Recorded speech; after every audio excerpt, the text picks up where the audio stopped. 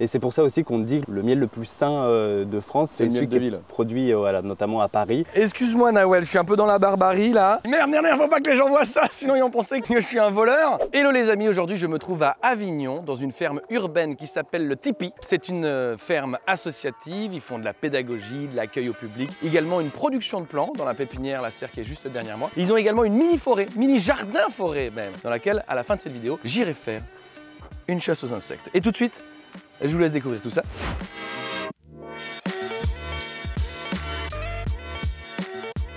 Et je me trouve actuellement avec Léa et Paul. Comment ça va? Bah ça va bien. Très bien. Ça va pas mal? Ouais. Est-ce que vous pouvez nous expliquer un petit peu où est-ce qu'on se trouve? Qui êtes-vous? Que faites-vous? Tout ça quoi. Avec plaisir. Ici du coup on est dans la ferme urbaine du Tipi. C'est la première ferme urbaine d'Avignon et même du Vaucluse. On a bientôt 4 ans, on va fêter nos 4 ans en septembre. Et du coup ce terrain là qui est aujourd'hui bien fleuri, bien végétalisé, c'était une friche, c'était un collège qui a été détruit il y a 12 ans maintenant. On a installé cette ferme donc en 2020. On a commencé du coup par proposer le projet à la mairie. On a répondu à un budget participatif. C'est les habitants du coup qui ont voté pour leur projet préféré et c'est le projet qui a récolté le plus de voix. Donc, ce qui a fait qu'on a pu remporter 150 000 € de la mairie pour transformer cette grande friche en ferme. 150 000 €, c'est déjà un beau budget. Hein. Oui, c'était vraiment nécessaire parce que le terrain n'était plus viabilisé, il fallait absolument tout refaire. Clairement, les 150 000 € ils sont passés plutôt sous terre, voilà. Et ensuite on a construit tout ce qu'il y a dessus. Et sachant que c'est la mairie en fait qui a investi en direct dans la ferme, donc du coup il fallait passer par des marchés publics, etc. Donc c'était quand même plus complexe comme montage que d'avoir une subvention ou un mécène qui nous donne une somme d'argent, une enveloppe pour pouvoir construire le lieu. Donc on avait pas mal de contraintes de passer par les entreprises de la mairie et leur faire de l'éco-construction, de leur faire pas mal de choses avec de l'upcycling ou autre. Et du coup on a réussi le défi et on a construit la ferme à peu près, on a transformé le lieu en 4 mois. Et 2020, si on se souvient, c'était le Covid. Du coup c'était une période assez bizarre pour ouvrir une ferme. On a eu les clés la veille du confinement. Donc déjà ça a bien commencé. On n'a rien pu faire pendant 2 mois et demi, quelque chose comme ça. Et ensuite, dès qu'on a eu l'opportunité de sortir, on est venu ici et on a tout construit en chantier participatif avec les habitants. Ok, alors je te coupe parce que j'ai déjà 15 000 questions. Qu'on rassure tout le monde, pour l'instant c'est Paul qui parle, mais Léa, tu viens d'arriver il y a seulement 1 an. Oui, c'est ça. C'est pour ça que tu n'as pas encore tout l'historique. Ouais. Du coup, je reprends des questions pour Paul sur l'historique. Déjà, tu as dit, vous avez mis 150 000 € pour faire viabiliser le terrain. Ça veut dire quoi? Parce que moi, effectivement, quand je me suis dit, je vais dans une ferme urbaine, la première chose à laquelle je pense, et j'imagine que vous êtes nombreux et nombreuses à vous poser la question également, c'est est-ce que le sol, il n'est pas contaminé? Donc quel a été le boulot à faire là-dessus? L'autre question, c'est, on est une ferme associative, vous êtes combien dans l'association? Et troisième question, vous dites que vous êtes une ferme. Quelle est la production? Parce que moi je vois plein de petits jardins, mais là j'ai pas l'impression qu'on puisse vendre cette production. Pour moi elle n'est pas assez petite, donc quelle est la production de la ferme? 3 questions, je t'en prie Paul, c'est à toi.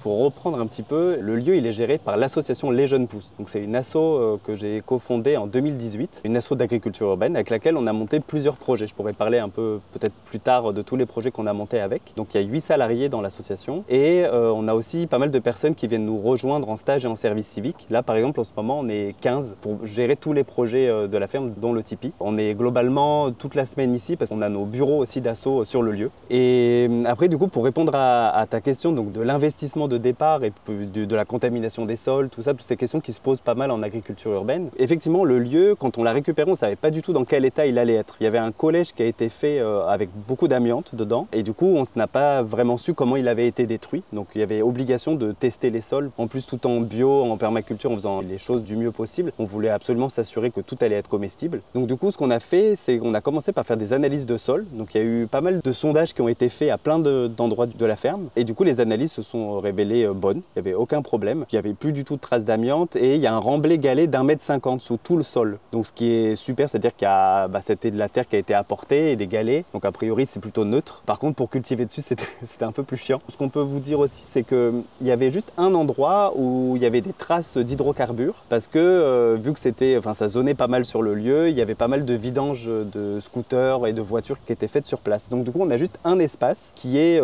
potentiellement pollué pendant quelques années. Donc on a décidé de faire juste une prairie fleurie pour décontaminer le sol et on a stabilisé un espace pour faire l'espace de compostage hors sol. Et il y a une autre question aussi souvent qui est posée, c'est le fait qu'on soit en ville, qu'il y ait des voitures, qu'il y ait de la circulation, qu'il y ait potentiellement plus de pollution qu'en milieu rural. Est-ce que les légumes ne sont pas contaminés? Du coup, ce qu'il faut savoir, c'est que la pollution, elle rentre par les racines. C'est absolument pas par les feuilles. Donc en fait, même si on cultive sur un bord de balcon ses tomates sous une grande avenue en plein Paris, les légumes sont complètement comestibles. Tant que la terre est saine, que tout ce qu'on met, ça va être de l'apport de compost, ça va être bio, etc., il n'y a aucun problème. Et il y a vraiment pas mal d'études qui ont été faites dessus, pas mal d'analyses, et ça pose aucun souci. Et c'est pour ça aussi qu'on dit que le miel le plus sain de France, c'est celui qui est produit notamment à Paris, parce que du coup, il n'y a pas de pesticides dans les parcs et jardins. En général, sur son balcon, quand on a 3 tomates, on ne va pas s'amuser à mettre du Roundup dedans. Donc en fait, ouais, les légumes sont très sains quand ils sont produits en ville. D'accord. Et donc du coup, au niveau de la production, ici on a 5000 m², mais après on ne produit pas partout. Donc, tu vois, il y a des planches de culture, il y a des buts aussi là-bas. Donc c'est vrai que j'ai pas en tête le mètre carré sur lequel on produit. C'est à peu près 1000 m² sur les 5000 de la ferme. Okay. Donc c'est assez petit. Après on essaye de maximiser l'espace. Et en fait tout ce qu'on produit ici, c'est donné aux habitants qui viennent nous aider sur les journées à la ferme. Parce que les gens viennent les jeudis et les samedis pour nous aider à entretenir le lieu, la pépinière également, la champignonnière aussi qui est un autre projet de l'asso. Tout ça c'est participatif. Et du coup c'est eux qui en bénéficient. Et là cette année on a une petite nouveauté quand même, c'est que moi je suis arrivée du coup il y a un peu moins d'1 an et j'avais le désir de produire beaucoup, forcément. Et on s'est dit que sur la saison printemps-été, on aurait du surplus. Et du coup, là, on pourrait peut-être mettre en place un petit marché solidaire qu'on a commencé il y a 2 semaines, en fin de journée, fin de matinée, le jeudi. Et donc, c'est les bénévoles qui font la récolte avec nous. On voit ce qu'il y a dans le jardin, ce qui est possible. Et puis après, on installe un petit stand à l'entrée. Et pour l'instant, on est sur 2 € le kilo, tout confondu. D'accord. Voilà, pour que les habitants d'ici... 2 € le kilo, tout confondu? Ouais. Donc là, je peux manger tout le chouquel qu'il y a derrière moi pour 2 balles. Ouais. Exactement. Ouais. Parce que l'idée, c'est pas de faire de l'autofinancement sur ça, c'est plutôt de se dire, c'est chouette, on a un lieu qui produit. Si on arrive à produire plus que ce dont nous on a besoin pour prendre les repas avec les bénévoles, avec l'équipe, que les gens ramènent chez eux et qu'il en reste, autant le faire partager aux gens qui y a autour, quoi. Parce que ça va aussi dans le projet associatif de sensibilisation sur l'alimentation aussi. Oui, parce que la première question, c'est aussi pourquoi est-ce qu'on s'est installé ici? Et clairement, en fait, quand on est en ville, on n'a pas du tout les mêmes objectifs que quand on a une ferme productive à la campagne ou même dans un espace périurbain. L'idée, c'est de permettre aux gens d'avoir accès à une alimentation saine, de qualité, bio, etc. Et du coup, pour rendre cet accès le plus facile, le but, c'est d'être très proche des habitations, dans un quartier où clairement, il n'y a pas de quoi aller acheter des légumes bio, en fait. Même si les personnes veulent, même s'il y a des problèmes d'argent, etc. Même s'ils veulent, s'il y a volonté, il n'y a pas la possibilité de le faire. Donc là, l'idée, c'est, on s'était posé la question, est-ce qu'on fait plutôt des jardins partagés où chacun peut avoir sa parcelle? On trouvait ça plus sympa de faire un jardin collectif qui est géré par l'asso. Au moins, les personnes, c'est vraiment très libre. Elles peuvent venir ici 1 heure par an, 1 heure par semaine ou alors tous les jours pour jardiner. Et si jamais elles partent en vacances pendant 1 mois ou 2, les personnes savent très bien que ça va être arrosé, que les légumes vont être mangés, ils vont pas être perdus, etc. Et l'idée, c'est de mettre un premier pied vers une autre alimentation ou même vers d'autres modes de culture aussi pour ceux qui sont déjà un peu avertis, qui se sont posé un peu les questions de la production. Donc c'est à viser de sensibilisation et de dons pour, vraiment faire le premier pas, je dirais. C'est chouette aussi parce que les gens qui viennent nous aider ou même juste se balader, parce que c'est aussi pensé comme un parc qui est ouvert sur nos temps de présence où les gens viennent librement rentrer, sortent. Les gens qui aident ici, il y en a qui veulent apprendre à jardiner et du coup on transmet ça, mais il y en a aussi juste qui ont besoin d'être dehors et de pouvoir profiter de mettre les mains dans la terre, d'être en contact avec les plantes, de voir des insectes. Puis voilà, il y a les chats aussi, le monde que ça amène, le lien social. Et en fait, selon les personnes qui viennent, tu as plein d'envies différentes qui s'entremêlent et qui composent ensemble et qui sont super chouettes, quoi. Mais donc ça veut dire que tout ce qui est produit ici est consommé grosso merdo dans les immeubles autour de la ferme? Pas que, ça peut être aussi par des gens qui habitent dans le centre-ville, qui passeraient par là. Nous, l'idée, c'est que c'est ouvert à tous. Ok. Et du coup, le modèle économique de la ferme, qu'est-ce que c'est? Le modèle économique de la ferme, il dépend du modèle économique de l'asso en général en fait. On a plusieurs projets qui vont se compléter les uns les autres. Du coup, la production, donc la grosse partie, tout ce qui va être légumes, c'est via du don et le petit marché solidaire. Le petit marché solidaire, c'est aussi venu de l'idée et de l'envie des bénévoles de vendre aussi leur production parce qu'il y avait ce besoin de valoriser leur travail, de se dire c'est bien, on mange ici tous les midis, le repas est donné gratuitement aux habitants et puis ils peuvent repartir avec des légumes, mais il y avait ce truc de pouvoir valoriser, de pouvoir mettre un petit prix derrière. Ça, c'était vraiment une demande des habitants, donc du coup on a essayé de le mettre en place là cette année. Ensuite il y a quelques petites productions qui servent justement à l'autofinancement. On a par exemple des pieds de houblon, on récolte le houblon pour aller faire notre propre bière du coup chez un brasseur qui est juste là avec à les Avignon. Petits pieds de houblon qu'il y a derrière le porte-conteneur, oui, ça vous suffit à faire votre bière? Ouais, on fait 1000 litres à peu près par an, du coup, ce qui équivaut à peu près à 2500 bouteilles. Donc du coup, ça, mine de rien, ça participe quand même à un petit peu au financement de la ferme. C'est pas ça qui nous fait manger, mais ça nous fait boire au moins. On a aussi donc, toutes les plantes aromatiques. Il y a pas mal d'espaces de plantes aromatiques où on fait nos tisanes. Ça, ces tisanes-là sont vendues. On a aussi des ruches avec du miel. Du coup, il y a un petit peu de production de miel. Ensuite, on a la pépinière qu'on ira voir tout à l'heure, où là, on fait de la production de plants pour faire toutes les plantations de la ferme, toutes les plantations de tous les jardins qu'on installe aussi un peu partout dans la ville, et également faire des ventes de plants. Donc, du coup, les plants sont labellisés bio, on va les vendre dans des marchés du coup, pendant toute la saison. Et là, aujourd'hui, c'est le dernier jour. En tant qu'association, on a le droit d'être labellisé bio? Ouais. D'accord, ok. Ici, on est en conversion sur le jardin. La pépinière est labellisée et la champignonnière aussi. Il y a EcoCert qui vient et tout? Ouais. Ah ouais, incroyable. Ouais. Et du coup, ici, on a été obligé d'être en conversion parce que c'était un collège avant, donc il n'était pas bio. Voilà, mais en fait, c'est bio depuis le début. Tous les plantes qu'on a plantées sont bio. Et puis, on a la champignonnière aussi. Du coup, on a une champignonnière en centre-ville qui est labellisée aussi. Donc, on va aller visiter un petit peu tout ça. On va voir tout ça de plus près. Mais avant ça, est-ce que je pourrais avoir un petit topo sur votre parcours personnel à l'un et à l'autre? Je ne suis pas du tout issue de l'agriculture. Moi, j'ai fait un diplôme d'éducatrice spécialisée, donc du travail social. Et puis je ne m'y suis pas retrouvée personnellement, professionnellement, pour plein de raisons. Et donc quand j'ai arrêté mon dernier taf d'éduc, j'ai souhaité faire du woofing parce que j'avais envie de m'aérer, j'avais jamais jardiné de ma vie avant, tout ça. Et puis je suis arrivée dans une ferme en maraîchage sur sol vivant bio. Où ça? Petite surface, dans un petit village pas très loin d'ici, proche de l'île sur la Sorgue. Et en fait je suis restée 1 an et demi là-bas. Ok, un woofing donc très long. Ouais, j'ai fini par être salariée, tout ça, et donc je me suis formée sur le tas. Et puis après, quand j'ai fini mon expérience là-bas, que j'avais envie un peu de me renouveler et tout, il y avait le poste ici, de responsable de la ferme. C'était le moyen aussi du coup de continuer à me former, parce que je prenais en charge une pépinière, la champi. Je trouvais ça chouette aussi de mettre en œuvre mes valeurs sociales. Parce que ici, du coup, mon poste spécifiquement, il est vraiment un mix entre agriculture et social avec l'accueil des bénévoles, le public, et voilà. Ok. Et toi, Paul? Moi, du coup, j'ai un parcours aussi un peu spécifique. J'ai fait des études de géographie et d'aménagement du territoire. À Grenoble? Non, à Avignon.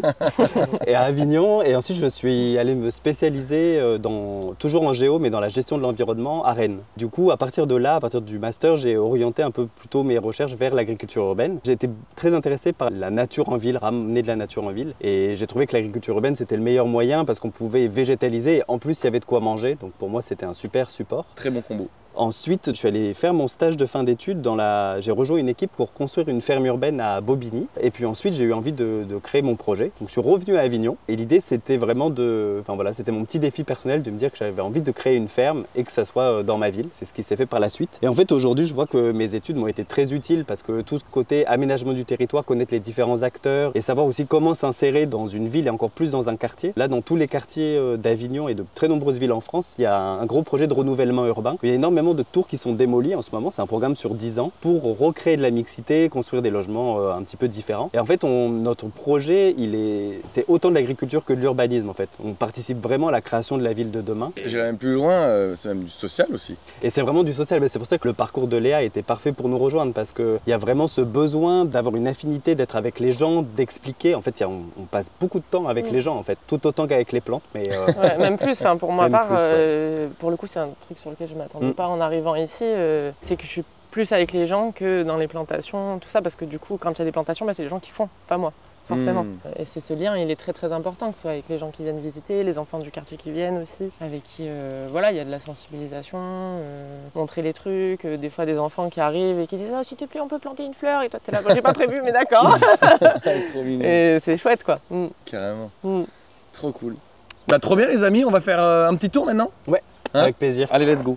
Donc, c'est parti, on commence cette visite. On est au tout début de l'entrée du tipi. Ça se passe comment? Il y a des aires, comment vous avez organisé la zone? Ouais, il y a plusieurs espaces de culture différents qu'on va aller voir un peu là pendant la visite. Et ici, du coup, ça a été un des premiers. C'est des planches de culture. Du coup, Léa pourra vous parler un petit peu de ce qu'on a planté cette année pour décider un peu du substrat. Parce que donc, Comme je l'ai dit tout à l'heure, il y a 1,50 m de remblai galets dessous, du coup il fallait absolument qu'on recrée du sol par-dessus. Donc on avait installé déjà des carrés potagers et on a fait des tests de sol. Donc on s'est inspiré de ce qui avait été fait sur le toit de l'école Agro Paris Tech. Et on a fait des tests avec des associations de culture qu'on mettait dans différents substrats, de plus en plus riches. Donc un avec juste de la terre végétale, un autre avec de la terre et du broyat, un autre où on ajoutait du compost, un autre où on amenait aussi des biodéchets urbains, donc comme par exemple de la drèche de bière, des déchets de notre champignonnière. En fait, on a remarqué que vraiment ce qui était le plus riche, c'était là où il y avait de la drèche de bière et aussi le substrat de la champignonnière. Donc ce qu'on a fait l'année d'après, c'est qu'on a gardé le substrat qui marchait le mieux et on a fait des grandes planches pour gagner en surface de culture. Et du coup, c'est le substrat qu'il y a actuellement.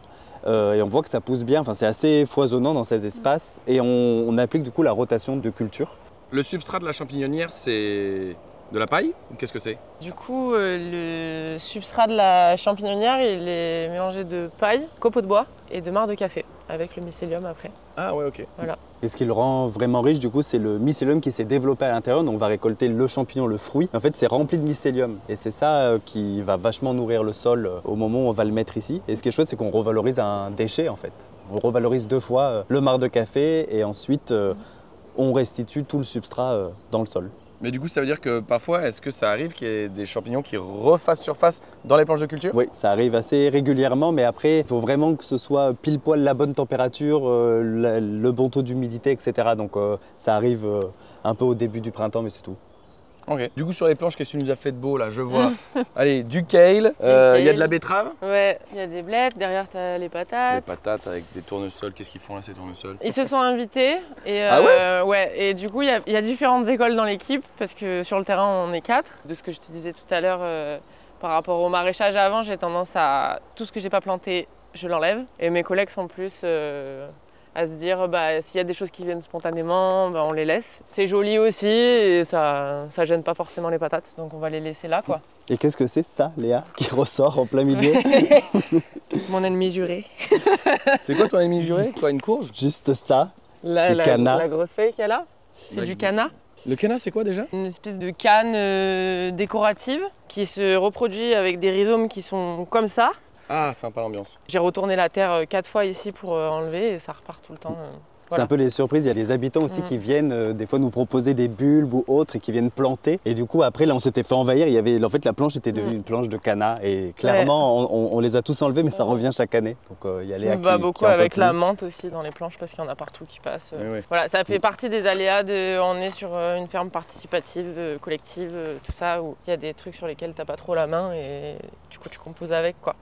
Et alors, tu disais que tu avais retourné le sol plusieurs fois. Moi, je me disais que justement, là, vu qu'en plus c'est bordé de bambou, vous avez fait un gros paillage paille. Je pensais que vous étiez vraiment en permaculture, mais non, il y a quand même un travail du sol. Non, en fait, quand je disais que j'ai retourné le sol, c'était pour enlever les rhizomes du canna. Sinon, non, on travaille pas le sol ici. On réamende juste quand il y a besoin, parce que ça a tendance à s'affaisser entre les saisons. Bien sûr. Avec de la terre végétale, du fumier qu'on utilise pour la couche chaude ou le compost qu'on utilise du compostage collectif ou les déchets des champignons. Et la drèche aussi, de la bière, drèche pas aussi mal. de bière. Après non, il n'y a pas de travail du sol, de temps en temps un petit coup de grelinette quoi, pour décompacter. Mais sinon on laisse les cultures sur place aussi, qu'on broie avec nos moyens, avec le petit sécateur, mais on le fait quand même. Ah oui, c'est vraiment chop and drop quoi. L'avantage des bénévoles c'est que souvent ils sont nombreux et du coup c'est le genre de truc que tu ferais pas sur plus grande échelle avec 3-4 employés sur une ferme. Tu peux le faire parce qu'on est 10 et qu'on a tous un petit sécateur et que c'est chouette aussi de le faire quoi. Voilà. Ok, là on est courgettes. Ouais, courgettes, après il y a du pak choi mais qui est monté en graines. Et cette pourquoi? planche, elle est... parce qu'il a même pas eu le temps de grossir tellement il s'est fait manger. Et puis après, pluie et rechaud d'un coup et voilà, pas trop de récolte sur ça. Celle-là elle est pas belle, si tu veux on la filme. On la filme pas, promis, on ne montrera pas cette planche pas belle. Voilà, on la montrera pas.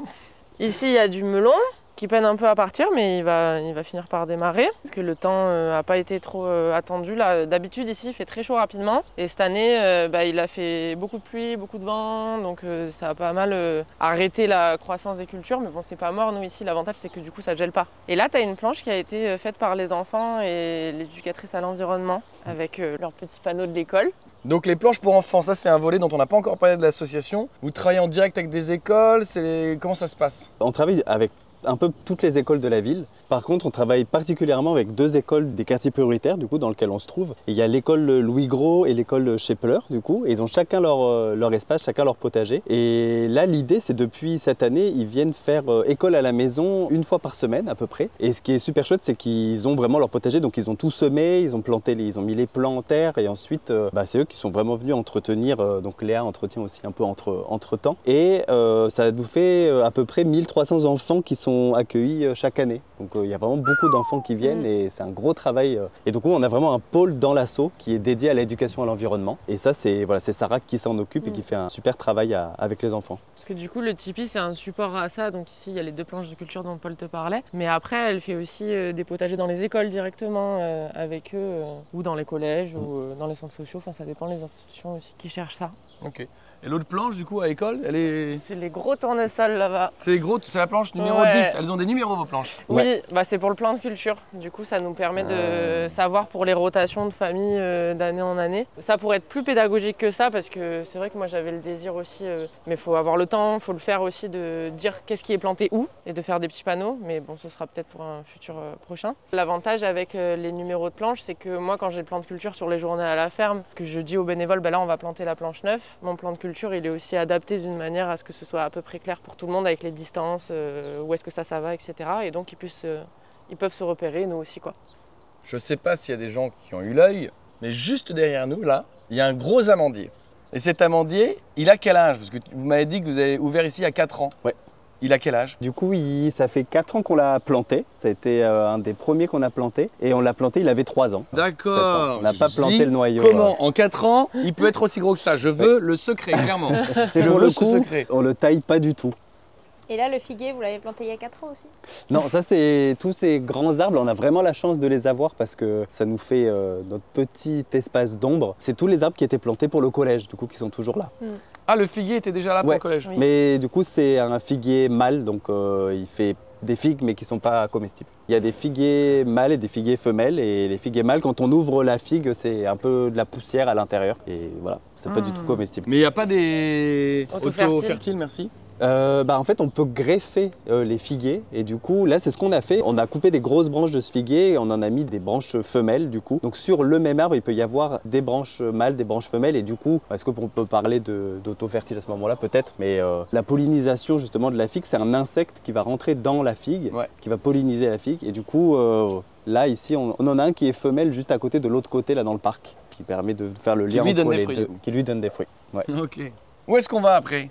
Du coup, juste ici, là, dans les planches, qu'on disait, il y a les planches des enfants. Et en fait, on a installé aussi tout un parcours pédagogique, donc qui est dans toute la ferme. Et à l'entrée, il y a un petit panneau qui explique et qui fait le tour. Donc il y a des petites pastilles pour que les gens soient autonomes. Et sur chaque espace, ça explique un petit peu le principe, donc soit de la permaculture, soit des saisonnalités, soit le rôle des abeilles, le rôle des poules au jardin. Et ça permet aussi aux personnes qui veulent découvrir le lieu, visiter. Il y en a plein qui n'osent pas poser des questions, venir nous voir. Et l'idée, c'est qu'ils puissent se référer à ces belles planches-là pour en même temps apprendre et pas juste se promener. Donc voilà, on a tout un parcours pédagogique et qui est aussi animé par notre animatrice quand il y a des groupes toute l'année. Où est-ce qu'on va? Eh ben, on peut retourner là-bas. Moi, je suis votre enfant, hein, normalement, vous avez l'habitude de me gérer. Alors, on peut aller voir nos petites serres. J'avoue, j'ai pas osé le faire depuis le début, mais je peux manger une feuille de chou cake? Oui. Ouais. Une petite jeune, là, comme ça. Il y a des basiliques aussi, si tu veux. C'est bon ça. Qu'est-ce que vous voulez nous montrer ici? Alors là, du coup, c'est un espace sur la ferme. Donc, on a une petite serre qui nous sert à faire le substrat de la champignonnière. Et on a une deuxième petite serre qui nous sert pour faire l'éducation à l'environnement. Donc, du coup, on reçoit les classes à l'intérieur. Parce que quand il pleut ou quand il y a du vent l'hiver, c'est un peu galère quand on est en plein air. Donc, on a prévu une petite serre qui nous sauve bien la mise. Du coup, on peut aller voir dedans. Donc là, c'est la toute fin. Donc, T'es sûr que tu veux me montrer ça? C'est le bordel complet. Mais je sais même pas s'il y a encore des trucs à montrer dedans. Mais... Bah, si, mais il faut débarrasser un peu. Voilà. Donc, le répar vélo. Le répar café. Nawel, viens voir le répar café. Ça fait un peu stockage tout ça, mais du coup, si tu arrives à voir, ici, on a la table où on fait sécher le substrat, parce que du coup, on fait notre propre substrat pour la champignonnière. Alors, comment tu fais ça? Donc, on utilise les bidons qu'il y a là, qu'on remplit d'une certaine quantité d'eau, on y met une certaine quantité de chaux aussi. Et après, de la chaux, ouais. Et après, on trempe la paille et les copeaux de bois à l'intérieur pendant 24 heures. Issu de 24 heures, du coup, on étale le substrat ici pour qu'il s'égoutte et qu'il sèche, mais pas trop parce qu'il faut que ça garde l'humidité. Et ensuite, on met ça dans les bidons bleus, mais ceux qui sont percés Ouais, là j'en vois un qui est en percé dessous, là. voilà. J'avoue, j'ose pas rentrer dedans tellement il fait chaud. Et donc ça va dans ces bidons bleus qui sont percés et après ça nous permet de charger ça dans le vélo cargo, parce qu'on a un petit vélo cargo, qu'on amène du coup dans le centre-ville à la cave où il y a la champignonnière et où là on fait directement le substrat avec le mélange de mycélium et en passant sur le chemin on récupère le marc de café dans un café d'Avignon. Ok.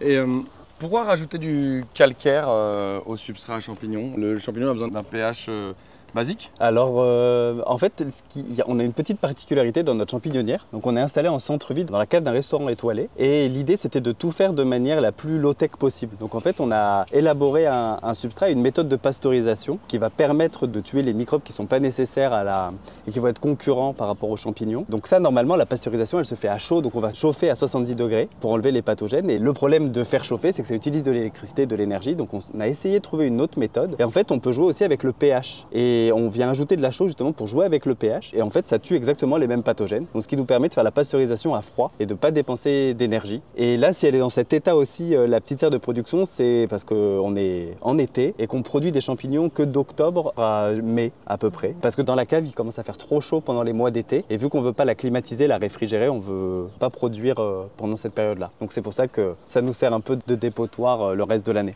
Ok. Et on continue la visite. Donc là, c'est la petite serre pour s'abriter l'hiver, on va dire. Voilà. Et avoir un peu de chaleur. Oh là là, c'est sympa ça. Le Regardez bazar ça. aussi, c'est plus arrangé que ça, mais... Ouais, c'est un vrai salon d'hiver, quoi. Hein.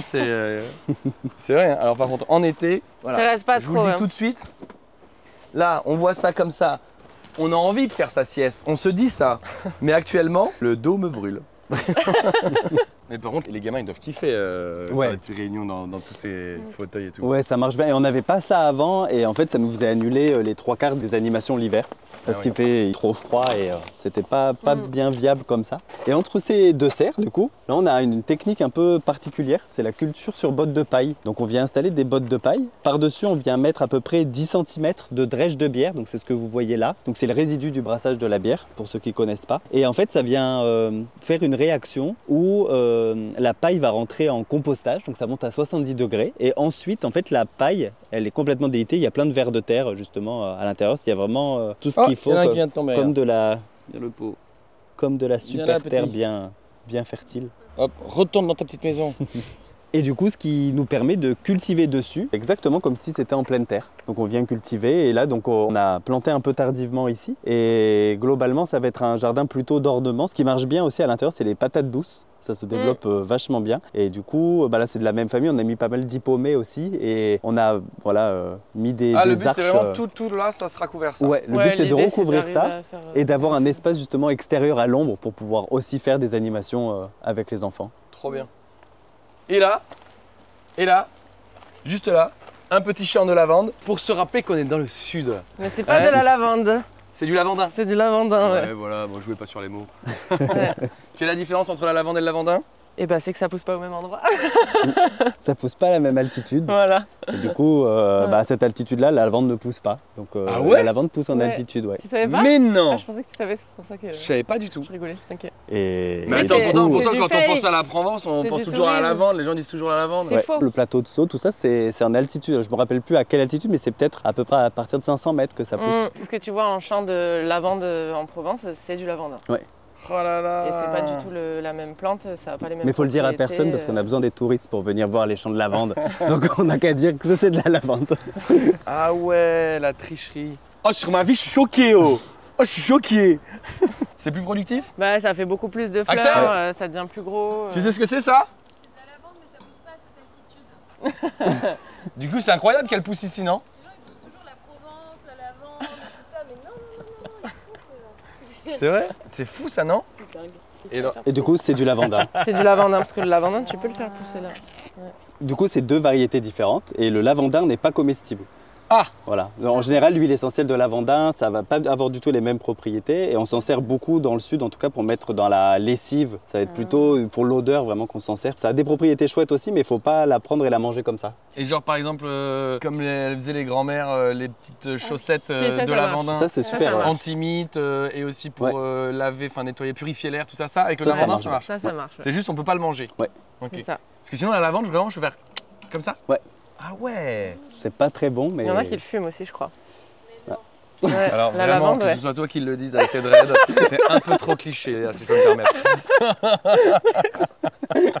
C'est du délit de faciès, ça. Vous l'avez mis devant les toilettes sèches. Pour l'odeur. Pour l'odeur. C'est bien pensé ici. Ah ouais. Tout était calculé. Oh, d'ailleurs, en parlant de toilettes, je fais une petite aparté. Faut que je vous montre un truc qui est génial. Vous connaissiez les toilettes sèches, évidemment, mais connaissiez-vous les urinoirs sèches? C'est pas génial ça? C'est vraiment des urinoirs avec toilettes sèches en dessous, quoi. Moi j'adore. Je suis fan du concept, sachez-le, il y aura ça à la ferme. Et c'est très simple, hein.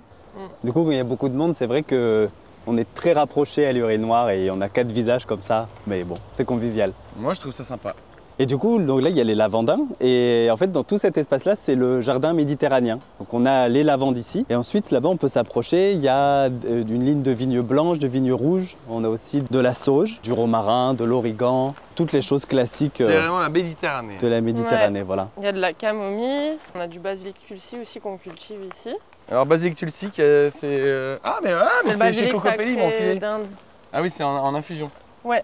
Et C'est ça, on basilic l'utilise sacré. notamment pour les Vous voulez infusions. sentir, c'est sympa. C'est tout pareil. Hop, attention. Il y a un fond de basilic, quand même, qu'on Mm. reconnaît. Mais c'est très particulier, c'est pas du tout pareil. Et après, il y a un truc, presque, ça me fait penser à un bonbon. Ouais, presque. ça fait très bonbon, ouais. C'est très sucré. Et c'est super Ouais, ça bon sent en le sucre. tisane. Caramel, un peu. Mais C'est avec quoi quelque chose d'assez floral, plus frais aussi. Tu veux sentir? Je vais pas reconnaître autant de choses que toi, je Je vais pense. prendre dans mes mains vu que je l'ai écrasé de partout. Ah ouais, c'est hyper étonnant. Ah, j'adore. Oh, ça sent le clou de girofle. Le clou de girofle, tu dirais? Ah ouais? Tu trouves pas? Ah, ça sent. Là, à c'est vrai fond que ça le sent un clou de peu chez le dentiste. girofle. Chez le dentiste. Alors c'est-à-dire que moi là ça fait 30 secondes que j'essaie de mettre un petit peu de poésie sur les odeurs. C'est vrai que ça sent chez le dentiste. Hein. Il m'a tout Et, cassé. après, c'est une super plante médicinale aussi parce que c'est un adaptogène. Mm. Donc elle est vachement utilisée. Puis il paraît que ça évite de gonfler des gencives aussi. Très bon soin pour les dents, Voilà. pensez-y.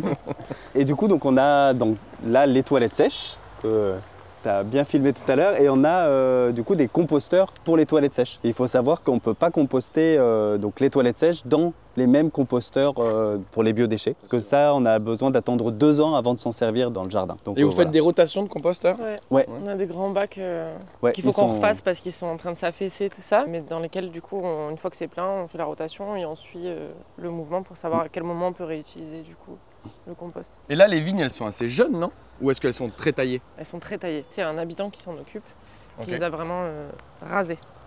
Ouais. Là, ça- À tel point que je me suis demandé si ça allait repartir. Mais c'est reparti. Non mais c'est vigoureux, c'est une liane Ouais, Oui. voilà. vigoureuse la vigne, Mm. heureusement. Il y a une petite production quand même là, non? Vous faites une petite production ou pas? Non, pas. Enfin, en fait, ça fait vraiment pas très longtemps qu'on les a et juste là, on les mange comme ça le midi. On n'a pas pu en faire quelque chose vraiment. Ils sont très jeunes. Dès qu'ils seront plus vigoureux, ouais, je pense que ça va bien produire. Et alors pour le fun, peut-être vous avez déjà eu l'idée, mais moi j'aime bien apporter ma petite pierre à l'édifice, comme ça si un jour je reviens et je dirais, ça c'est moi j'ai eu l'idée.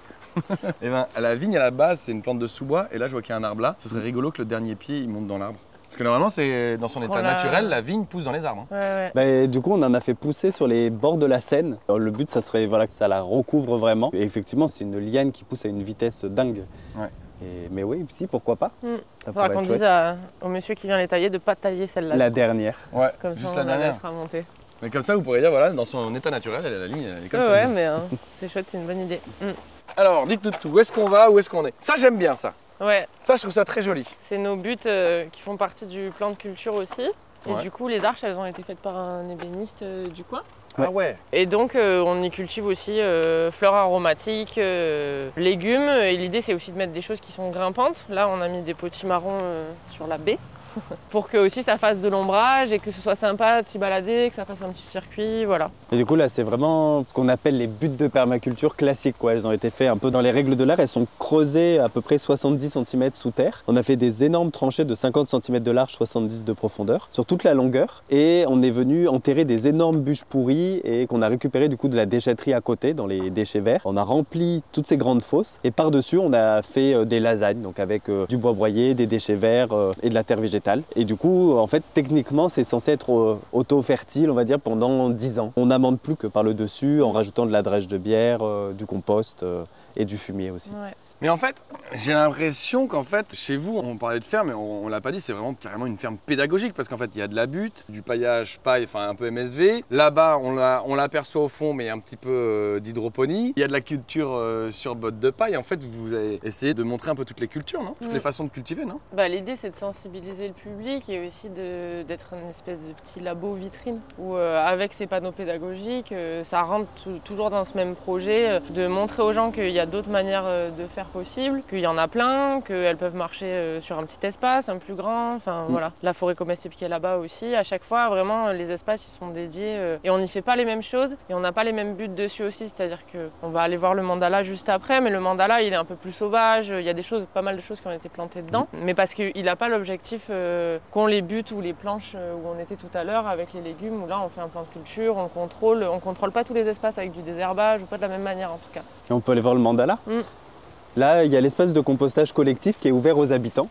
Ouais. Du coup, là, sur notre droite, il y a le mandala. C'est une technique ancestrale indienne. Donc on a fait pareil, il y a le petit schéma ici. Et l'idée, c'est de planter en fonction des points cardinaux. Donc du coup, c'est orienté nord, sud, est, ouest. Et on va avoir, selon les points cardinaux, des éléments. Donc il va y avoir le feu au sud, l'eau au nord. Nous, on a planté en fonction de la couleur des fleurs. Donc tout ce qui va avoir des fleurs jaunes, oranges, rouges, ça va être dans le sud. Tout ce qui va avoir des fleurs bleues, ça va être dans le nord. Et ensuite, tout ce qui va être du côté ouest, ça va être la terre. Donc plutôt des plantes aromatiques ou légumes racines, et tout ce qui va être à l'est, ça va être l'air, et du coup ça va être tout ce qui va être plutôt volatile, des fleurs blanches ou roses pâles. En fait, l'idée donc de ça paraît un peu fou de suivre les plantations en fonction des couleurs des fleurs, mais en fait ça permet de susciter vachement la curiosité des visiteurs, et en fait ça permet d'amorcer un petit peu l'explication de l'agroécologie, des associations de culture. En se basant sur la couleur des fleurs, on se rend compte qu'il y a pas mal d'associations prouvées scientifiquement de pourquoi est-ce que ça fonctionne. Et ben nous on a pu le faire juste en suivant la technique indienne, voilà. Et l'idée là, c'est que c'est un espace juste d'aromatique. La première année, ça a été un jardin potager, et c'est pour ça qu'il y a des artichauts qui poussent, il y a encore des blettes qu'on n'arrive pas trop à retirer, mais techniquement, c'est un jardin aromatique. Ici, c'est le bassin d'aquaponie. Elle rigole parce que tout à l'heure, j'ai dit il marche vraiment votre truc là ou... Il y a plein de choses qui cassent très souvent. En fait, ce qu'il faut dire, c'est que cet espace, il est très très convoité par les enfants quand ils viennent ici parce qu'il y a les poissons. Ah oui, j'ai dit hydroponie tout à l'heure, mais en fait, il y a des poissons dedans. Ouais, il y a des poissons rouges dans le premier bassin en bas. Tu vas pouvoir apercevoir s'ils ne sont pas cachés sous leur... Ouais, ils sont là. Après, l'eau est un peu trouble encore, c'est le temps que ça se... Faut qu'on enlève les algues aussi, enfin voilà. S'en occuper un peu, mais du coup cet espace il est très convoité par les enfants et il est souvent escaladé. Les billes d'argile on les retrouve par terre comme tu peux voir, enfin voilà, c'est un terrain de jeu très prisé. Et ah bah c'est sûr que Marion de Les Sourciers elle rigolerait si elle voyait ça. Les copains d'abord. Du coup voilà, c'est pas la pièce phare de la ferme, mais c'est quand même un espace qu'on maintient et qui fonctionne en soi, qui voilà du coup est en interdépendance entre les poissons et les plantes. Mais voilà, c'est aussi que de la récup, je crois, tout le bois qui a été pris, etc. Oui. C'est que de la récup, c'est histoire de montrer notamment aux enfants en fait le lien, ce qui se fait naturellement au bord des cours d'eau. Donc l'idée d'avoir les poissons et les plantes et d'expliquer un peu toutes les interactions qu'il peut y avoir. C'est un des derniers espaces qu'on a installé sur la ferme et du coup il n'est pas encore totalement au point parce qu'on a eu pas mal de dégradation là depuis le début. Le fait d'avoir une ferme en ville, ça amène aussi d'autres problématiques et le bassin d'aquaponie a beaucoup plu pour ces problématiques. Normalement il y avait une cuve tout en haut, enfin les 4 cuves étaient reliées et en fait avec l'apport des billes d'argile plus de l'eau, ça a fini par, malgré la structure, ça a fini par écarter les parois et se fissurer et donc ça fuyait par dessous, on perdait toute l'eau, enfin voilà bon bref. Et j'ai planté du canne dedans. Parce qu'apparemment c'est super en aquaponie. J'ai trouvé ça l'autre fois en lisant un article et du coup je lui ai trouvé une fonction favorable ici. Et ensuite on peut aller voir Claude, du coup notre pépinière. Donc la pépinière, notre pépinière. Donc c'est la pépinière Claude pour collective et locale pour une agriculture urbaine, durable et écologique. Donc c'est un nom un peu à rallonge, mais du coup qui explique bien ce qu'on fait ici. Et là c'est la petite nurserie, donc pareil, là c'est totalement la fin de la saison. C'est ici qu'on installe notre couche chaude pour pouvoir commencer les semis dès le mois de janvier. Voilà, pour éviter que ça gèle, on installe une couche chaude avec du fumier de cheval, du coup, qui vient d'un village juste à côté d'Avignon. Et voilà, du coup ça nous permet de commencer tous les semis vachement tôt. Ça nous aide bien pour pouvoir... Il y a toujours un petit peu cette complexité de... En même temps, on veut faire les choses low-tech, ne pas chauffer, ne pas mettre de tapis chauffant ou autre, en tout cas limiter. On n'a pas du tout recours à l'électricité pour toute la pépinière. Mais par contre, il y a aussi le fait qu'on est directement en concurrence avec d'autres personnes qui vont produire des plants. Et les personnes, pour leur expliquer que nos plants de tomates, elles arrivent 2 mois après tout le monde, c'est un petit peu compliqué. Donc du coup, on a trouvé cette petite astuce pour arriver un petit peu en même temps et permettre de sensibiliser les gens voilà, dès le départ. Et ensuite, là, c'est la grande serre. Ici, c'est tous les semis. Et ensuite, on passe là pour tout le repiquage. Et on va pouvoir voir Mathis, justement, qui va nous expliquer un petit peu la pépinière. Ok, j'ai eu très peur. Selon mon business model, moi mes plants, je les vends à 2,50 €. Et là, je vois tout à 1 €. Et je me suis dit, merde, faut pas que les gens voient ça, sinon ils vont penser que je suis un voleur. C'est la Tout à 1 braderie. €. Mais en fait, c'est la braderie parce que juste à côté, il y a écrit 3 balles. Voilà. Donc finalement, peut-être que je vais vendre à 3 €. Si 3 € ça se vend. Ça dépend comment tu le justifies. Après, nous, c'est souvent questionné aussi.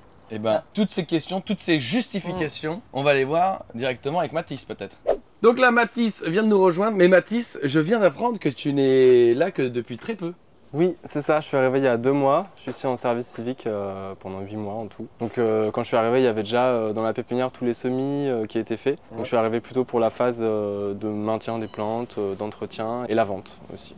Ok, t'es venu en service civique, c'est-à-dire que, enfin, je me rends pas compte du coup. T'es étudiant, tu viens d'avoir ton bac, c'est quoi l'idée? Mon bac j'ai eu il y a quelques années du coup, et là j'ai fait 3 ans de licence. Là j'arrive à la fin de mes études, Licence de quoi? biologie appliquée à l'agriculture. Ah oui, donc on est quand même bien dedans. Ouais, carrément. Ok. Et voilà, j'ai trouvé une annonce des jeunes pousses pour un service civique en maraîchage. Et l'idée de travailler en ville, de ramener de la nature en ville, d'avoir une production vivrière proche des consommateurs, ça me plaisait beaucoup. Et je voulais essayer ça parce que j'avais eu l'occasion de faire des stages en maraîchage un peu plus à la campagne. Et je trouvais ça chouette d'avoir une expérience là aussi. Du coup, juste pour savoir, un service civique, ça marche comment en fait? Du coup, c'est pas vraiment considéré comme un emploi, c'est pas non plus du bénévolat, ça s'appelle en vrai du volontariat, administrativement parlant. Ils ont une rémunération de 600 €. Ouais. C'est ça, mensuel. Et l'idée, c'est que eux, ils ont un projet soit d'orientation, soit professionnel. Bah là, comme ce que disait Mathis, ce qui lui plaisait dans l'assaut, il avait envie de voir certaines choses. Et donc, on voit ensemble au début quand il arrive, qu'est-ce qu'il a envie de faire ici. Et nous, en même temps, il y a aussi des besoins sur lesquels on s'y retrouve dans un échange. Et donc, c'est minimum 6 mois, je crois. Ça peut aller jusqu'à 12 mois. Et après, il y a des contrats qui sont en temps plein ou moins, ça dépend des structures et les besoins et comment c'est organisé, quoi. D'accord. Toi, par exemple, tu fais combien d'heures ici? Il y a différents contrats, moi c'est sur du 35 heures. Donc c'est D'accord. un peu comme des horaires de salariés Ok. normaux. Alors comment ça se passe? Là on a vu juste à côté que vous avez fait les semis soupe chaude dans la petite serre. Et là on a des très belles tables à semis. Vous avez produit combien de plants? 13 000, je crois, presque 13 000. En fait, l'objectif, du coup, c'était de vendre 5 500 plants. Et du coup, on a tout fait x2 sur le semis. Parce que c'est ça aussi l'enjeu, c'est comme on est sur ce modèle participatif avec des personnes qui viennent nous aider bénévolement et qui n'ont pas forcément les connaissances pour faire un semis correctement, comment on enfonce la graine, plus ou moins, selon ce qu'on met, etc. On a tout multiplié par 2. Il y a des trucs qui ont hyper bien marché et qu'on s'est retrouvé avec 400 plants de la variété, quoi, que c'était pas prévu. Et d'autres où c'était moins le cas. Et donc tout ça cumulé, ça nous a fait à peu près 13 000 plants. Ça permet de compenser aussi la perte qu'on a pendant la saison parce que au niveau de la serre, là, il fait très chaud aussi rapidement. Et oui, là je vois même que vous avez été obligé de mettre de la toile tissée pour éviter que le soleil pénètre trop, quoi. C'est vraiment une question, j'ai pas la réponse. Le fait de mettre cette toile d'ombrer autant, est-ce que ça fait pas tiger un petit peu les plants pour qu'ils...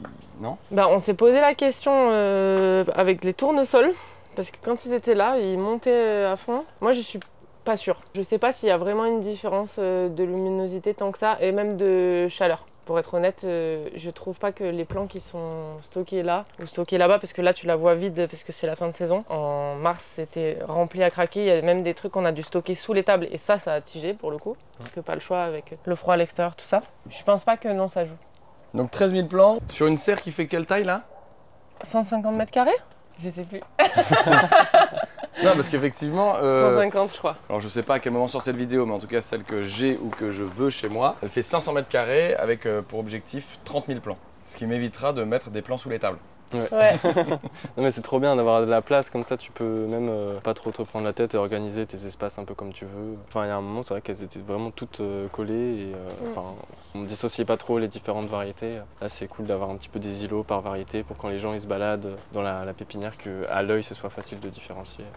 D'accord, parce que du coup, ça veut dire que si les gens se ils peuvent se balader directement ici. Donc c'est-à-dire qu'en fait vous faites carrément vos ventes sur les tables de culture en fait? Ouais, bah c'est ça. On a deux manières, même trois manières de vendre. Il y a donc la vente directe à la ferme. En fait, la ferme est ouverte un petit peu comme un parc. Les gens viennent se balader, viennent profiter du jardin, parfois nous aider à jardiner sur les journées qui sont dédiées. Et ils peuvent aussi venir dans la pépinière, ils viennent nous chercher, on leur donne des conseils. Et voilà, on leur propose les plants qu'on a là. On vend aussi à l'extérieur sur les marchés, du coup, en centre-ville, tous les week-ends pendant les 2 mois de la saison. Et aussi, on a des points de dépôt-vente. Voilà, pour satisfaire un peu tout le monde.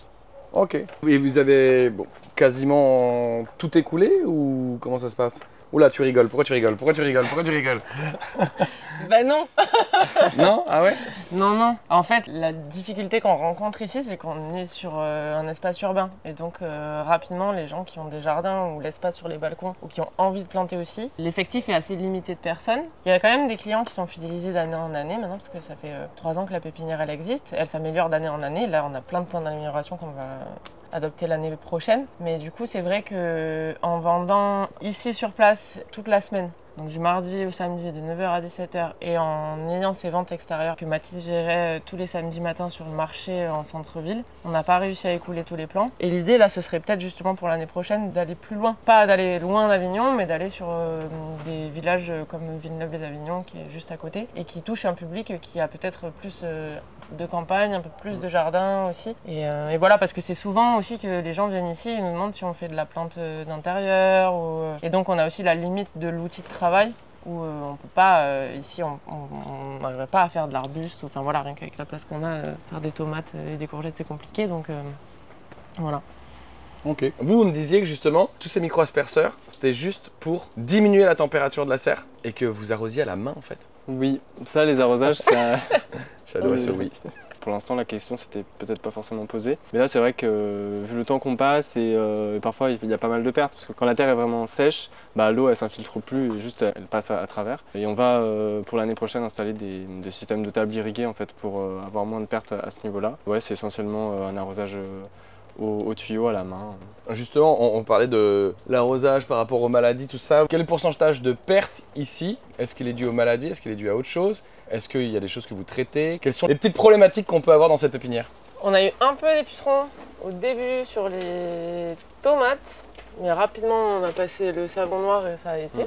Et après, il y a eu la tuta, là, ce que tu vois ici sur les tomates, toutes ces ouvertures là. Et qu'on n'a pas régulé, traité, parce que pour le coup, je sais pas comment on fait et j'ai pas cherché non plus parce que j'étais sur d'autres enjeux à ce moment-là. Et après, est-ce qu'on a eu d'autres...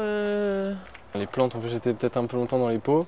Du coup, il y a un moment où on a fait des apports un petit peu de compost en surface des pots. Pareil, ça c'était un chantier un petit peu long, mais elles avaient besoin d'un peu de nutriments parce qu'on en avait fait beaucoup et ça avait poussé super vite. Et ouais, en fait, ce qui a été très bizarre cette année, enfin très bizarre, c'est Avignon quoi. Moi, je m'attendais à vendre les tomates en avril. Et du coup, j'avais fait la production en fonction. Toute confiante, j'ai pas fait d'échelonnage de semis, tout ça. Après, c'était ma première année ici aussi, donc je me teste comme ça aussi. Et donc en mars, il a fait une chaleur monstrueuse, avec un soleil de ouf. Donc là, tout a pété dans la serre, tout était vert, beau. Tous les gens qui passaient disaient « Waouh, c'est trop beau !» Tout le monde voulait les acheter. Moi, comme je suis pas vendeuse de base et que l'idée, c'est aussi que ce soit justement d'autonomiser les gens et que ça marche pour végétaliser la ville, mais que ce soit eux qui le fassent et qui soient acteurs de ça. T'as pas osé vendre? Et ben j'ai dit non, attendez mi-avril, ce sera mieux, comme ça on est sûr. Et mi-avril, catastrophe, pluie Mistral à fond. Enfin le Mistral du coup c'est le vent qui vient du nord et qui fait des rafales à 130 km/h quand même. Donc il fait bien baisser les températures et qui pète la tronche au plan.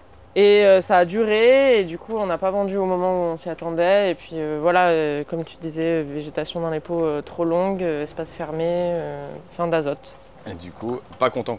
De la grosse perte de tomates. Ouais. Pour être honnête, j'ai tout jeté il y a 2 jours avant que vous arriviez parce que c'était monstrueux. C'était vraiment pas joli.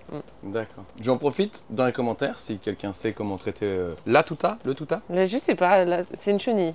C'est une chenille. Si vous avez une idée, mettez-nous dans les commentaires. De nom, mais je connais pas le traitement, je sais pas comment faire. Parce qu'elle rentre vraiment dans les feuilles et puis tu vois ses excréments quoi. Mais moi, on m'avait parlé d'un traitement, je crois que c'est pour ça, à base d'une bactérie, Bacillus thuringiensis, je crois. Et du coup, la bactérie va produire des cristaux sur les feuilles et quand la chenille va manger les feuilles, elle va ingérer ces cristaux et on n'aime pas manger des cristaux en général. Et du coup, ça va la tuer en fait. Et c'est un truc utilisable en agriculture biologique. Ok. Peut-être une piste. On va creuser. Ok, trop cool. Qu'est-ce qu'on peut raconter d'autre dans cette serre si ce n'est qu'il y a des piments jalapeño à acheter. Oh, des tomates cerises lollipop. Je connais pas ça.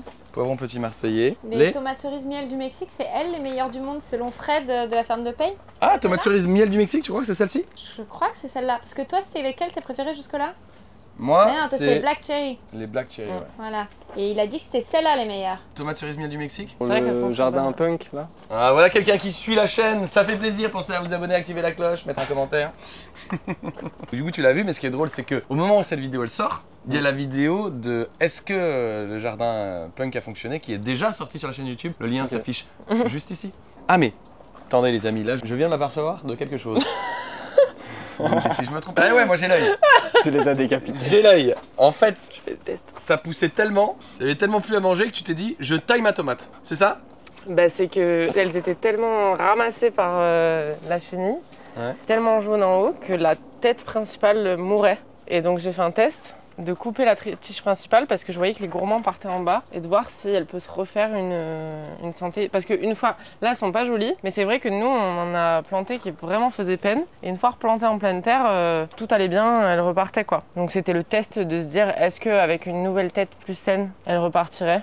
Voilà. C'était parce que j'avais tellement mal au cœur de jeter cette quantité-là qui s'était fait décimer que celle où je voyais des petites feuilles vertes en dessous, j'ai dit bon, je vais essayer de donner une petite chance quoi. Dans le jardin là dont tu t'occupes, à partir de quand, genre les tomates, tu as pu les mettre en pleine terre parce que tu as dit qu'en mars il faisait super beau, en avril c'était la merde. Est-ce que vous êtes quand même amusé à planter des mars pour voir ce que ça faisait? Non, on l'a pas fait parce que les planches n'étaient pas forcément prêtes. Du coup, je pense que les tomates, on les a plantées fin avril, début mai.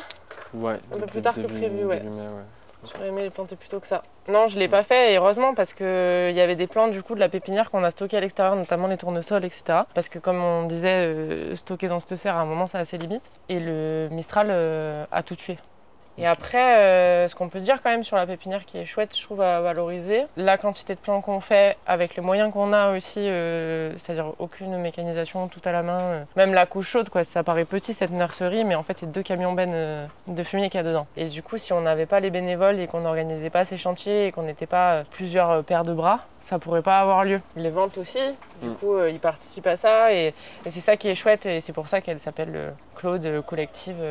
Local, etc. C'est que du coup, on est vraiment sur ce modèle participatif où on rend les habitants acteurs pour qu'eux-mêmes ils rendent acteurs aussi. Enfin, en tout cas, nous, on essaye de suivre cette logique-là et ce fil rouge. Et merci à eux, que ce soit pour les semis ou tout ça. À 2, 3, 4, ça aurait pas marché avec les autres projets qu'on fait aussi dans l'asso où nous, on est aussi pris sur d'autres enjeux et d'autres actions parfois.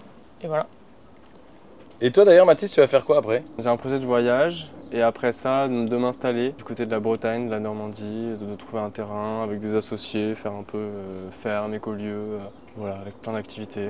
Moi, j'aimerais plutôt faire du maraîchage, de la pépinière, forêt-jardin aussi, c'est quelque chose qui me branche pas mal. Dans les Bah grandes du zones. coup, peut-être que prochainement, dans un futur lointain, on fera un farm tour chez Mathis. Avec Qui sait? plaisir. Qui sait? Qui sait? C'est sûr. Et en plus, tu m'as fait une transition toute trouvée car maintenant, nous allons aller avec Mégane faire de la chasse aux insectes dans le jardin forêt. Donc là, je viens de rejoindre Mégane, ici présente. Salut Mégane, devant le jardin forêt qui est absolument immense. Il fait à peu près 60 hectares, c'est ça Mégane? Ouais, on va dire C'est faux, ça. c'est faux, On c'est va faux. dire ça. C'est faux, il Non, fait mais- quelle taille? C'est le plus petit jardin forêt que j'ai vu de ma vie. Alors, je sais pas la taille du tout exacte. C'est pas très grand, mais c'est pour un peu apporter de la biodiversité dans le jardin. C'est un lieu où on a laissé un peu, donc on peut le voir en friche, avec 3 strates, donc arbustive, arborée et herbacée. Et le but, c'est d'avoir vraiment une diversité d'insectes, d'animaux qui vont venir. Et on a une mare aussi. Et justement, on va aller faire un petit peu une chasse aux insectes. Ouais, une chasse aux insectes, une reconnaissance d'insectes. Quand tu es avec les enfants, tu dis quoi? Tu dis reconnaissance d'insectes? Chasse d'insectes. Chasse d'insectes. Voilà, donc Voilà. voilà, je suis un enfant, tout de suite j'ai dit le bon terme. Voilà. On va chasser les insectes. Juste avant, est-ce que tu peux te présenter, Mégane? Qui es-tu? D'où viens-tu? Ça fait combien de temps que tu es ici? Alors, je m'appelle Mégane, j'ai 24 ans et je suis en stage depuis 5 mois au Tipeee. J'ai fait mon master à Saint-Étienne et là, c'est mon stage de fin d'année. Master Ouais. 2? Master en écologie chimique. C'est l'étude de l'interaction entre en particulier les plantes et les insectes, à travers les différents signaux chimiques. Ah oui, Voilà. donc là, effectivement, jardin, forêt plus insectes, on est en plein Voilà. dans ta spécialité, quoi. Oui, et beaucoup d'autres choses. On a eu beaucoup de compétences naturalistes développées, les oiseaux, les insectes, voilà. Trop bien. Donc on y va? Et c'est parti. Donc, est-ce que tu sais les critères pour reconnaître des insectes? Pas du tout. Si, un insecte, ça a 6 pattes. Ouais, ça a 6 pattes. Donc déjà, est-ce qu'une araignée, c'est un insecte? Absolument pas, Non. car ça a 8 pattes. Voilà, beaucoup font l'erreur. Et il y a 2 autres critères. Donc là, ça va être plus au niveau du corps. Ils ont 3 parties de corps, tête, thorax, abdomen. Et ils ont un squelette externe. Donc à l'inverse de nous, en fait, nous, nos os sont à l'intérieur et on a la partie molle autour. Alors que les insectes, c'est l'inverse, la partie molle est à l'intérieur. Et donc pour grandir, ils doivent sortir de cette coquille, ils doivent muer pour ensuite s'étendre et reformer une coquille par-dessus. Excellent. Voilà, donc Trop tout bien. ce qui a 6 pattes et 3 parties de corps, ce sont des insectes. Là, il y en a déjà. Ça, c'est des petites fourmis. Des petites fourmis, ouais. Et ça, des petites fourmis mortes. Oui. Qu'on a Ça écrasées arrive. avec nos grosses baskets. Nawel. Oups. Ça, c'est la sélection naturelle, Nicolas. Vous avez qu'à pas être là. Là, toute la strate herbacée là, qui est là, c'est. Vous taillez, vous paillez, vous laissez ça tomber. Alors Là, c'est pour le quoi? moment, ouais, là je pense que c'est plus du piétinage quand on passe s'occupe autour. justement des autres plantes qui ont été plantées ici et délimitées. Mais on essaye au maximum de les laisser pour le moment se développer. Voilà, pour le moment ça sèche et ça va tomber. Ok. Alors, attends, je viens de voir un insecte là. Ah non, il a envie de s'envoler. Celui-ci là. Alors, ça c'est un œdémère noble. C'est probablement une femelle. Comment tu sais ça? Parce que en fait cette espèce on l'appelle aussi cycliste à maillot vert. Donc il peut avoir plusieurs couleurs. Les mâles vont avoir des vraiment grosses cuisses, d'où le nom cycliste en fait. Et juste à côté, j'ai une petite coccinelle. Oui. Et là, par exemple, le truc noir là qui flotte avec, c'est quoi là? Alors ça je sais pas. Ah, Je les connais pas tous. on a posé une colle à Mégane. Je suis pas entomo. Qu'est-ce qu'on va aller voir? Où est-ce que tu me conseilles? Là.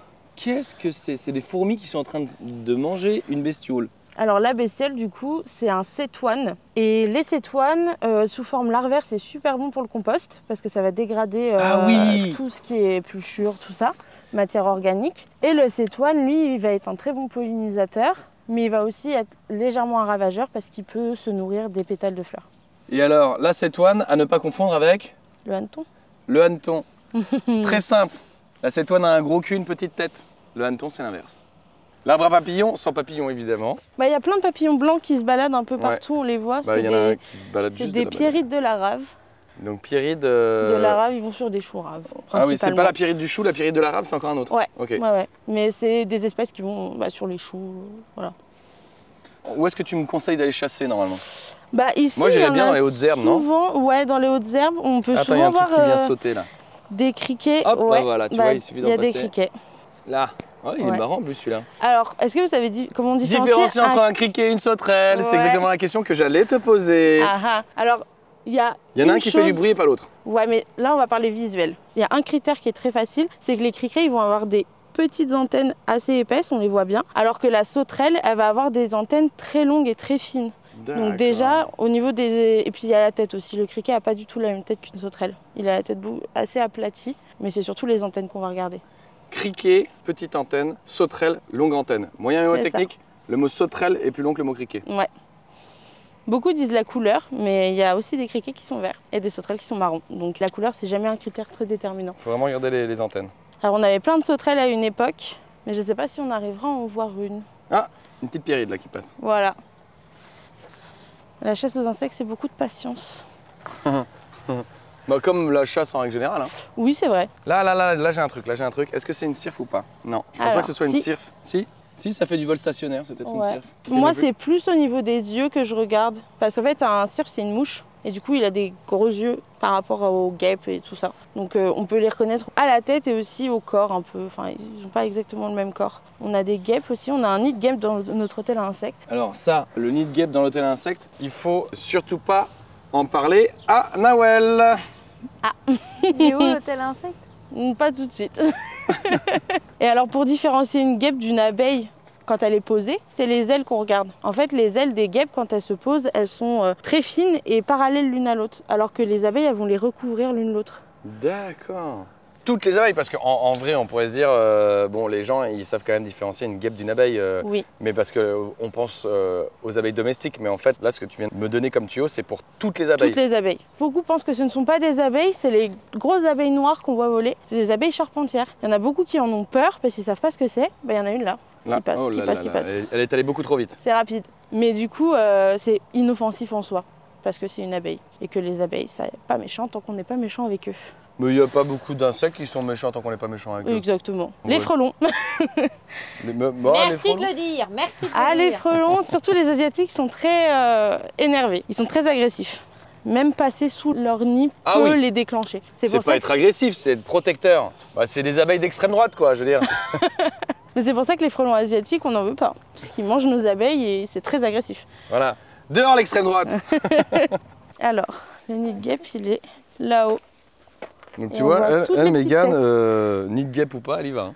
Bon, Alors que pendant ce temps, Nawel recule, le tant plus qu'on- loin Tant qu'on possible. tape pas dedans, ils viendront pas. Hein. Non, mais tout ce qui est insectes, généralement, faut pas en avoir peur. Hein. Les abeilles, si on vit notre vie à côté, ils vont rien faire. Hein. Donc là, on a la mare. Ouais. On a eu des larves de libellules et on voit des libellules. Ok. Ah non Ah, il y a une grenouille qui vient de sauter là. Oui, il y a eu du mouvement. La grenouille a sauté. Alors, on en a 2 qui viennent. Et bon, bah là, Libellule. J'en ai snipé une. Ah! Elle est partie très il y vite. en a une autre. On a chaud. Là, je l'ai bien eu, normalement, la petite libellule. Et alors, les demoiselles, je sais pas si on va en voir. Les demoiselles?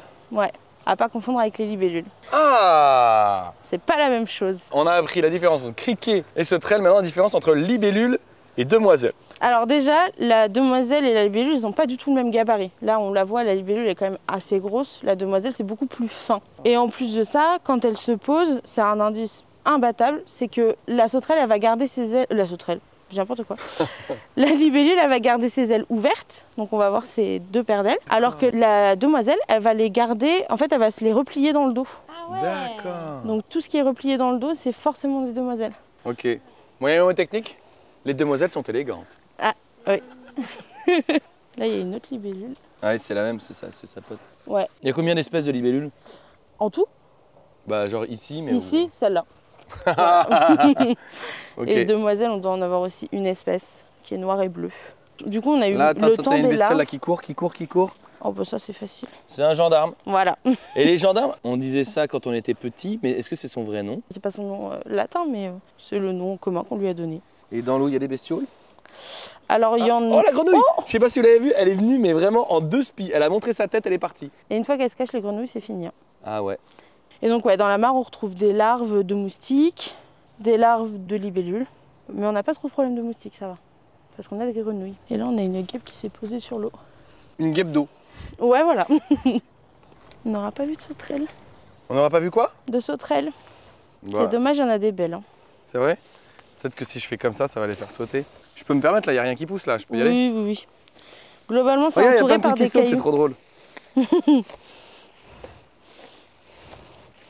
Là, il y a encore une cétoine. Merde, je l'ai fait fuir. Là, il y a une mouche verte. Est-ce qu'on va réussir à faire sauter des bestioles? Ça saute dans tous les sens, les amis. Je ne sais pas si vous voyez, mais moi, je vois des trucs partir.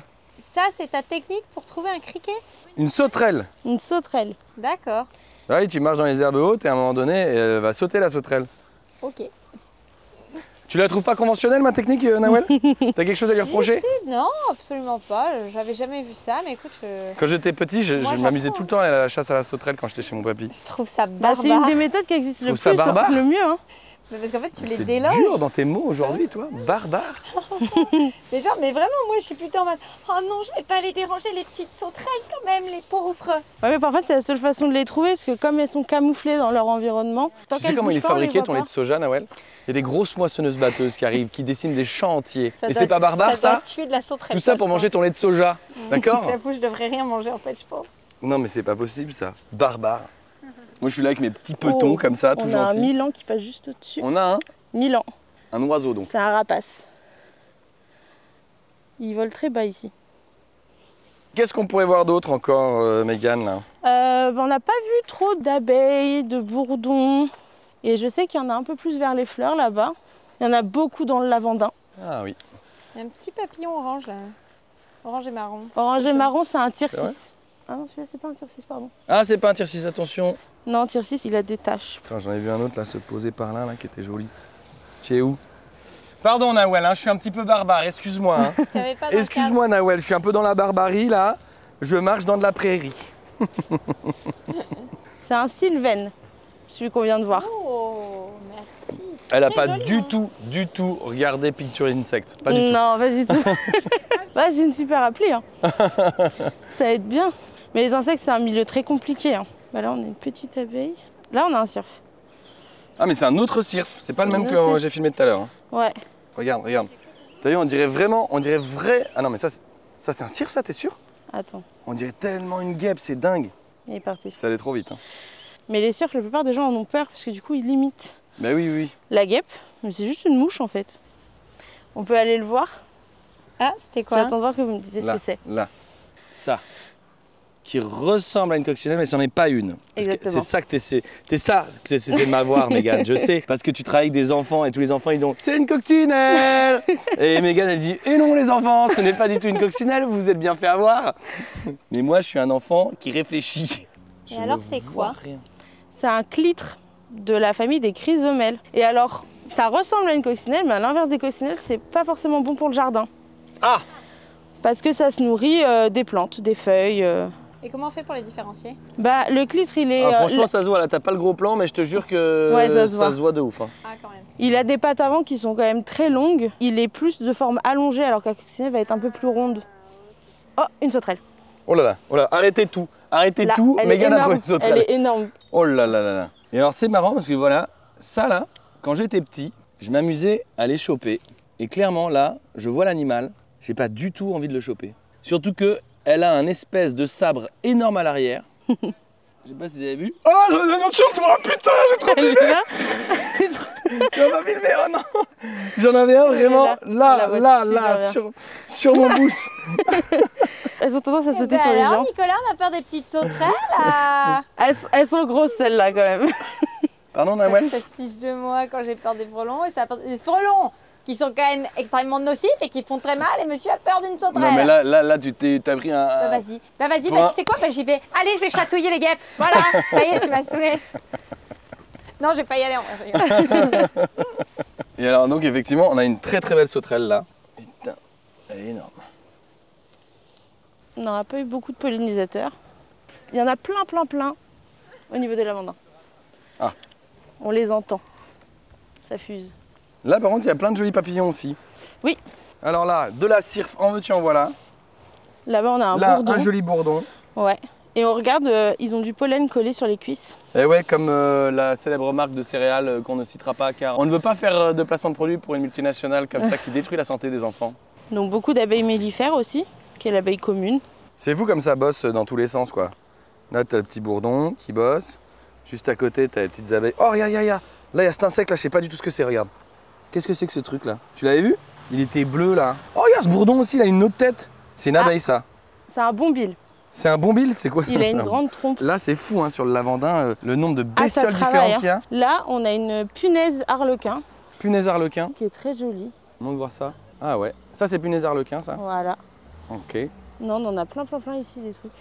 Ah ouais, là c'est dingue hein, comme ça bosse ici. Hein. Oh, regarde là le nombre d'abeilles qu'il y a. Ce qui est fou effectivement, c'est que regardez, là je suis vraiment à 30 cm d'elles, il y en a plein et elles s'en foutent complètement que je sois à côté, je me fais pas du tout attaquer. C'est dingue hein. Ah, mais c'est pas du tout agressif. Hein. Putain, c'est beau quand même. Oh, attends, il y a un truc qui vole là-bas, je sais pas du tout ce que c'est. Ça fait plein de petits sauts en volant. Regarde là, en face. Ah oui. Tu le vois? Alors ça, je le vois à chaque fois, mais j'ai jamais su ce que c'est. C'est incroyable ce truc. Qu'est-ce que C'est c'est? énorme. Qu'est-ce que c'est que ce truc? Est-ce que vous voyez ça? Waouh, c'est quoi? C'est flippant. En fait, c'est marrant, quand on connaît pas un truc, ça a tendance à faire flipper. Mais c'est vraiment énorme. Qu'est-ce que c'est que cette bestiole? En plus, j'ai l'impression que c'est un petit pic en dessous là. Regarde, c'est vrai, on dirait un colibri. Ouais, c'est un colibri en fait. Non. Non mais oui, évidemment que c'est pas un colibri, mais c'est un insecte colibri quoi. Ouais. Un morosphinx. Ah, c'est un morosphinx, c'est exactement ça. C'est C'est ce que t'avais dit, non, au début? Sphinx colibri de son deuxième nom. Ah. Alors, Nawel? Des excuses publiques peut-être? Je m'incline. Qu'est-ce que vous dites? J'ai dit je m'incline. Mégane, est-ce qu'on peut dire que c'était une belle chasse aux insectes ou pas? Très belle. C'est vrai? On a vu plein de trucs. Beaucoup. Est-ce qu'il y a des trucs que tu vois d'habitude que tu n'as pas vu aujourd'hui? Les abeilles charpentières, on n'a pas trop réussi à les prendre et il y en a souvent beaucoup. Et après, sinon, non, on a vu pratiquement tout ce qu'on voit ici. Impeccable. Ouais. Merci beaucoup Mégane. Mais pas de souci. C'est cool. On va rejoindre toute la petite équipe. On fait une petite conclusion tous ensemble. Les amis, c'est la fin de cette vidéo. Moi, j'aime bien terminer la vidéo en posant 2 questions. Est-ce qu'il y a un sujet que vous auriez aimé qu'on aborde dans cette vidéo et qu'on n'aurait pas abordé? Déjà, pour commencer. On n'a pas parlé un peu d'un nouveau projet qu'on est en train de mettre en place. Ouais. On va proposer à partir de l'automne des formations pour les personnes qui souhaitent créer des fermes urbaines, des tiers-lieux nourriciers, que ce soit en ville ou autre. Et du coup aussi des formations sur l'éducation à l'environnement, sur l'événementiel ou autre, sur tous les sujets qu'on aborde. Donc voilà, s'il y a des personnes qui sont intéressées, on va essayer de partager notre expérience. Ok, d'ailleurs tu parlais d'événementiel. Là on dirait pas comme ça, mais là apparemment c'est une scène. Oui, c'est une scène qui se déplie et du coup on peut accueillir des événements jusqu'à 1000 personnes sur le lieu pendant toute la saison estivale. Ah ouais. Donc la ferme se transforme à peu près 5 fois par an pour des gros événements. Excellent. Et donc là en plus il y a tout ce qu'il faut, là il y a une petite restauration, il y a notre petite bière avec le houblon maison, tout qui va bien. Ouais, on est bien. Trop cool. Un autre sujet? Oui, ça a peut-être été abordé un petit peu rapidement, mais le côté vraiment ferme urbaine, le fait de produire en ville, je trouve que ça a beaucoup d'atouts. Enfin, ça apporte beaucoup de choses intéressantes. Je trouve que c'est un peu une passerelle entre le monde rural et le monde urbain. Et ça rend vraiment l'agriculture, la nature accessible à des gens qui n'en auraient pas du tout accès. Et je pense que c'est important dans une transition vers un monde un peu plus... enviable. Ouais, exactement. Ouais. Produire de la nourriture de nouveau dans les villes, parce que c'est ce qui se faisait beaucoup avant. Enfin, les gens produisaient leur nourriture à 2 pas de chez eux. Et puis il y a des villes où ils continuent de le faire, alors malheureusement à cause de politiques qui ont été un petit peu catastrophiques, mais je pense à Cuba par exemple, où ils produisent énormément de nourriture directement dans le centre-ville quoi. Voilà, partagez autour de vous, dans les potagers, dans les fermes, ça peut être aussi sur les toits, enfin il y a plein de manières de faire des choses en agriculture urbaine. Trop bien. Mégane, Léa? Bah là, on a fait les insectes aujourd'hui, mais en biodiversité, il y a plein de choses. Il y a les oiseaux, les mammifères, tout ça, les plantes. On n'a pas tout fait parce qu'on n'avait pas le temps, mais c'est aussi d'autres sujets qui sont intéressants et qu'on aborde, nous, avec les écoles, beaucoup. Et dernière question, et pas des moindres, même si toi, je connais déjà un petit peu ta réponse. Est-ce que vous auriez des conseils à donner pour des gens qui aimeraient se lancer dans l'agriculture urbaine? Alors bon, toi, tu vas me dire, bah, venez faire notre formation, évidemment. Est-ce que vous avez d'autres conseils? Moi j'ai créé du coup cet asso quand j'avais 22 ans. J'ai pas hésité, je me suis lancé, je connaissais pas tout, je connais pas encore tout aujourd'hui. Mais l'idée c'est vraiment de se lancer. Justement de pas attendre de faire 40 formations pour ne jamais se lancer. Voilà, si vous avez cet attrait, cette envie, allez-y. Parce que je pense que effectivement, si j'ai réussi à le faire à 22 ans, je pense qu'on peut tous y arriver à n'importe quel âge. Trop cool. Autre conseil?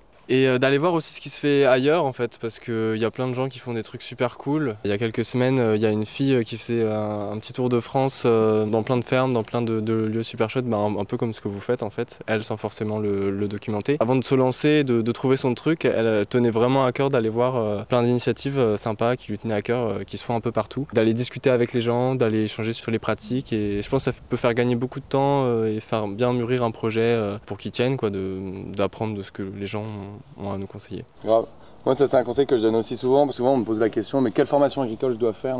Et moi je pense qu'avant de faire quelconque formation agricole, c'est vrai que c'est vraiment bien d'aller voir les fermes et d'en voir plusieurs modèles différents, parce que tout le monde n'a pas du tout la même façon de produire. En plus, ce qui est intéressant, c'est que chez vous, on a vu à petite échelle plein de façons de produire différentes, que ce soit l'aquaponie ou la culture sur but ou la culture en maréchal sol vivant ou sur paille, ou il y a des gens qui font que ça. Et donc c'est intéressant de voir ce qui vous plaît, ce qui vous parle le plus. Voilà. Et bah du coup, si on est tout bon, on peut dire au revoir aux gens. Au revoir les gens. Au revoir. Merci d'avoir regardé. Merci. À bientôt.